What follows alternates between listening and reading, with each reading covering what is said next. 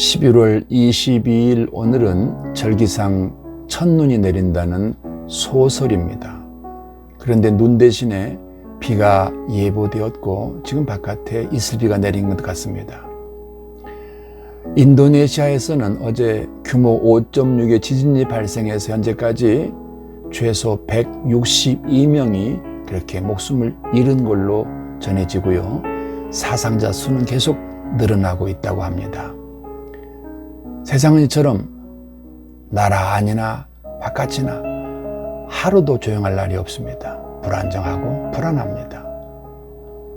여러분 가정에 무엇보다도 평안함이 임하시기를 예수님 이름으로 축복합니다. 저는 오늘 약속의 주제 세 번째로 정신적 문제와 임마누엘에 대해서 말씀을 나누려고 합니다.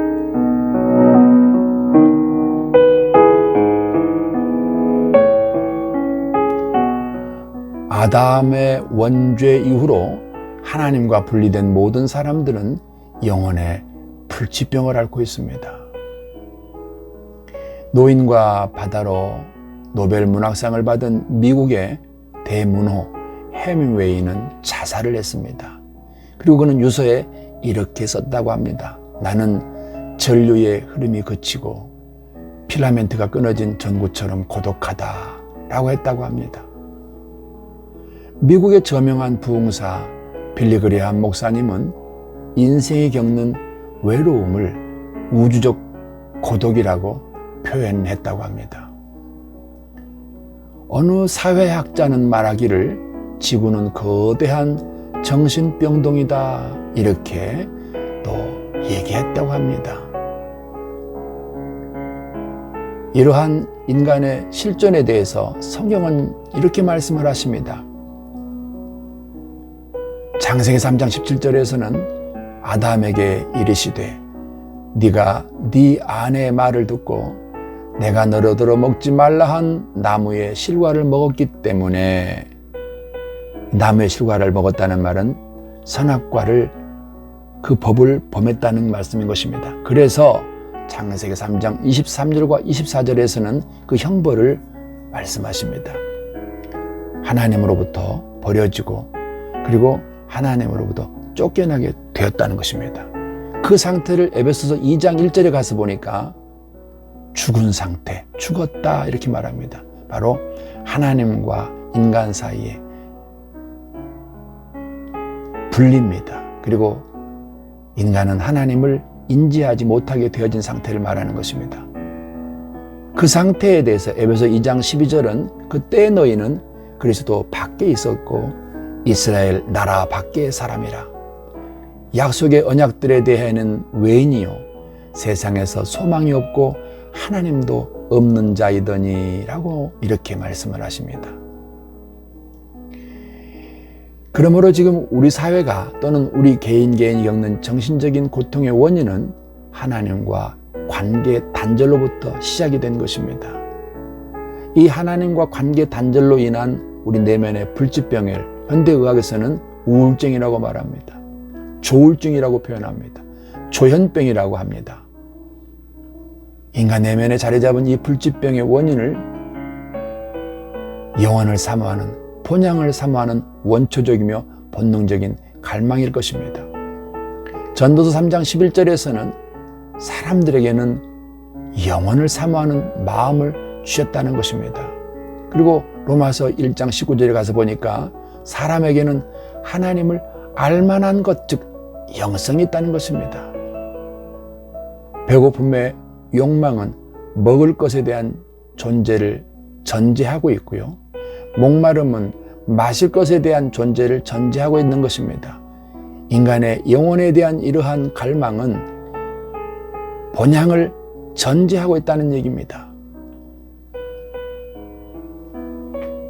우리 신자된 성도 안에서도 때로 가다가 하나님을 만나지 못하고 하나님을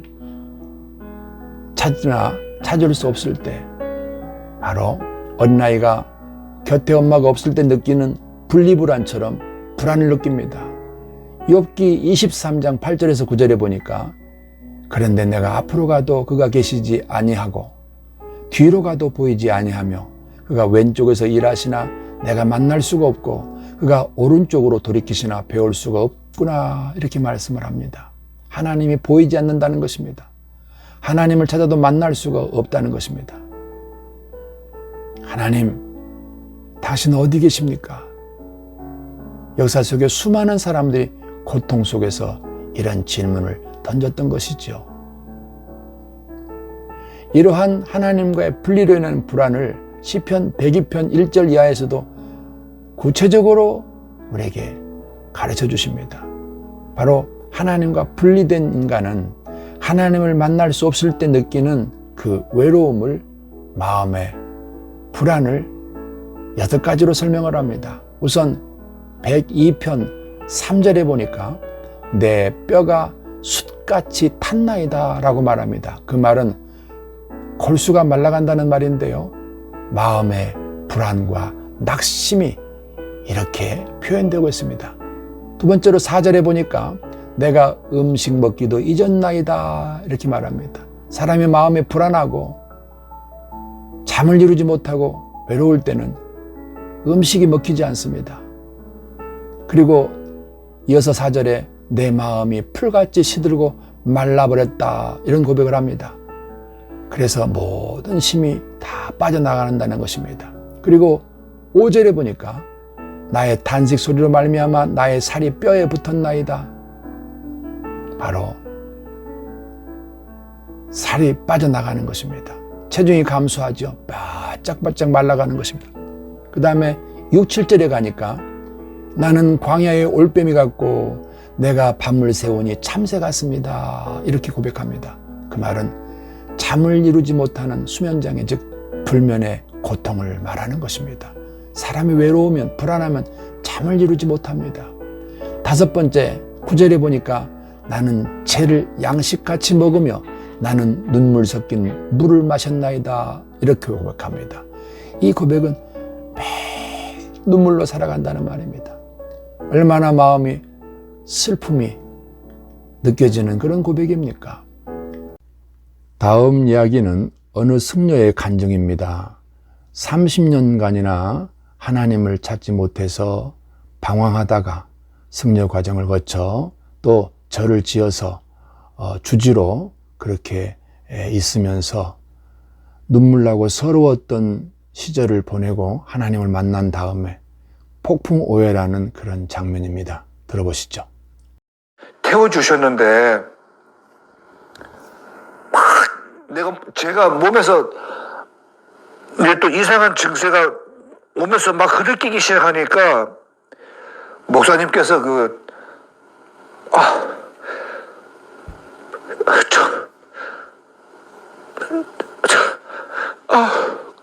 났네.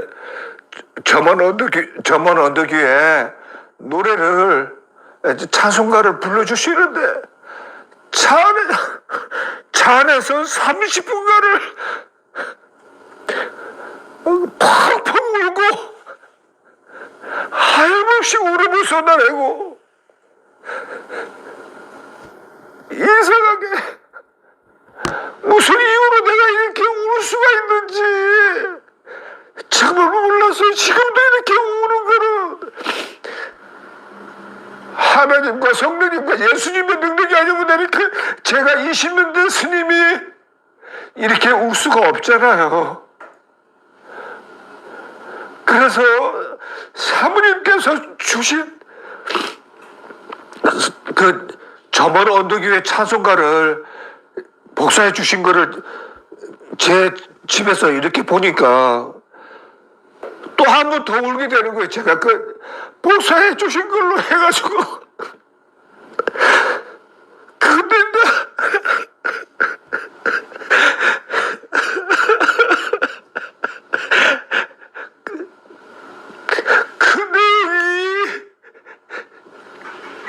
제가 사도 바울처럼 예수님을 발바닥에 때려 여기고 살았는데 너무 아만스럽고 교만심이 가득 찬 그런 스님이었고, 공부를 많이 한 스님이고 똑똑한 스님이고 잘난 스님이라서 30살짜리 예수가 알면 뭘 얼마나 안다고? 그렇게 발바닥 때려 여기고 살았는데 찬송가 내용이 예수님이셨어요. 그리고 십자가였습니다. 그러니 거기서 제가 다시 울고 3시간을 울었습니다. 제 집에서 하면서 나를 울리신 분이 예수님이셨구나. 그 십자가셨구나. 그것을 아는 다음에 3시간을 제가 집에서 팍팍 울면서 회개하고 감사의 눈물을 쏟아내고 이렇게 은혜 주심을 쏟아내고 제가 예수님 앞에 십자가 앞에 무릎 꿇을 수 있도록 마음 주시니 감사하고 십자가 앞에 엎드릴 수 있으니 감사할 따름입니다. 또 6번째로 11절에 보니까 내 날이 기울어지는 그림자 같고 내가 풀에 시들어짐 같으니다 라는 말씀을 합니다. 그 말은 완전히 탈진했다는 말입니다. 이것이 우울증, 영적 불치병의 증상들인 것입니다. 이러한 정신의 문제가 사회 악으로 표출되고 있습니다. 이러한 사회적 문제는 말세가 되면 점점 더 심각해질 것이라고 디모데후서 3장 1절 이하에는 말씀하십니다. 제가 읽어드리겠습니다. 네가 이것을 알라. 말세에 고통하는 때가 이르리니 사람들은 자기를 사랑하며 돈을 사랑하며 자긍하며 교만하며 회방하며 부모를 거역하며 감사치 아니하며 거룩하지 아니하며 무정하며 원통함을 풀지 아니하며 참소하며 절제하지 못하며 사나우며 선한 것을 좋아 아니하며 배반하여 팔며 조급하며 자고하며 쾌락 사랑하기를 하나님 사랑하는 것보다 더하며 경건의 모양은 있으나 경건의 능력은 부인하는 자니 이 같은 자들에서 네가 돌아서라고 말합니다.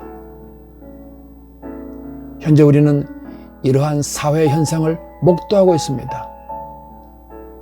매일 일어나는 사회 현상들입니다. 바로 술과 마약, 음란, 도박, 폭력, 살인, 가정 파괴, 청소년 문제로 이어지는 사회 현상들입니다. 이런 사회적인 문제의 모습들이 뉴스를 통해서 매 시간 전해지고 있습니다. 몇 가지만 제가 이 현상들에 대해서 우리가 함께 이해를 하기 위해서 표현하겠습니다. 우선 태어나자마자 3층 창밖으로 떨어진 아기의 이야기입니다. 경북 경산에서 모두가 잠든 고요한 새벽에 무언가 땅에 떨어지는 소리와 함께 아기 울음소리가 터져 나왔다고 합니다. 20대 엄마가 갓 태어난 아기를 빌라 3층에서 창밖으로 던진 사건인 것입니다. 그리고 친족 성범죄의 얘기가 너무나 부끄럽고 너무나 부끄럽게 반복되어 나옵니다. 또한 2살 딸 게사로 먹으면서 굶어 죽게 한 친모와 계부의 뉴스가 나옵니다. 장인 앞에서 아내를 흉기로 무참히 살해한 그런 남편의 이야기가 있고요. 반려견을 돌려달라고 어머니에게 협박 문자를 44번 보내고 살해하려고 한 30대 아들의 이야기가 있습니다. 아내를 먼저 죽이고 2 아들을 차례로 죽인 40대 가장의 이야기가 뉴스로 전해집니다. 또 하나는 종교계 안에서 천주교 신부가 전직 대통령 전용기를 추락하는 염원하는 그런 글을 인터넷에 올려서 발칵 나라가 뒤집혀져 있습니다. 참으로 부끄럽습니다. 또한 교회 안에도 성도들 간에도 사탄의 전술이 세상에 악이 들어와서 자리를 잡아갑니다. 바로 서울의 어느 교회는 사람들이 모이지 않으니 예배당에 유행가 가수의 수요를 열기도 하고, 또한 어느 대형 교회는 초신자를 부담 없이 해준다 하기 위해서 교회당 한쪽에 재터리를 놔두었다고 합니다. 그리고 온라인 예배라는 미명하에 교회 가지 말고 집에서 민기적거리면서 침대 속에서 속옷 차림으로 자기가 특정한 목사님을 선택을 해서 설교를 듣는 것을 예배라고 생각하는 그런 시대가 됐습니다. 그러나 여러분, 교회는 예배하는 공동체고 모이는 공동체입니다. 그래서 히브리서 10장 25절에서는 모이기를 패하는 어떤 사람들의 습관과 같이 하지 말고 오직 권하여 그날이 가까움을 볼수록 더욱 그리 하자라고 말씀하십니다. 그리고 고린도후서 6장 14절에서는 너희는 믿지 않는 자와 멍에를 함께 매지 말라고 말씀하십니다. 그 말씀은 우리가 하나님 믿지 않는 사람들의 생각에 동의하고 동조하고 그들의 가치관을 따라가지 말라는 것입니다. 고린도후서 6장 14절 이하에는 의와 불법이 어찌 함께하며 빛과 어둠이 어찌 사귀며 그리스도와 벨리알이 어찌 조화되며 믿는 자와 믿지 않는 자가 어찌 상관하며 하나님의 성전과 우상이 어찌 일치가 되리요라고 말씀하십니다. 이렇게 어지럽고 불안정한 오늘 이 땅 위에 인생 문제의 답은 오직 임마누엘입니다. 하나님께서 이 땅에 사람이 되어 찾아오신 사건을, 임마누엘 하신 사건을 마태복음 1장 21절에서는 아들을 낳으리니 이름을 예수라고 하라. 이는 자기 백성을 그들의 죄에서 구원할 자이심이라 하십니다. 우리를 원죄의 결과까지 해결해 주실 수 있는 분, 바로 그분이 임마누엘 하신 예수님이신 것입니다. 이 예수님이 우리를 찾아오셔서 우리를 살리시려 대신 죽으시고, 그리고 우리의 죄를 처리하시고 3일 만에 살아나셨습니다. 그러므로 누구든지 이 예수님을 믿는 자마다 구원받고 바로 근원적인 인생의 내면의 질병으로부터 치유하게 됨을 믿으시기 바랍니다. 그래서 사도 바울은 이렇게 말합니다. 무엇이든지 내게 유익하던 것을 다 해로 여김은 내 주 그리스도 예수를 아는 지식이 가장 고상함을 인함이라. 내가 그를 위하여 모든 것을 잃어버리고 배설물로 여김은 그리스도를 얻고 그 안에서 발견되려 함이라고 말합니다. 이제 여러분 전합시다.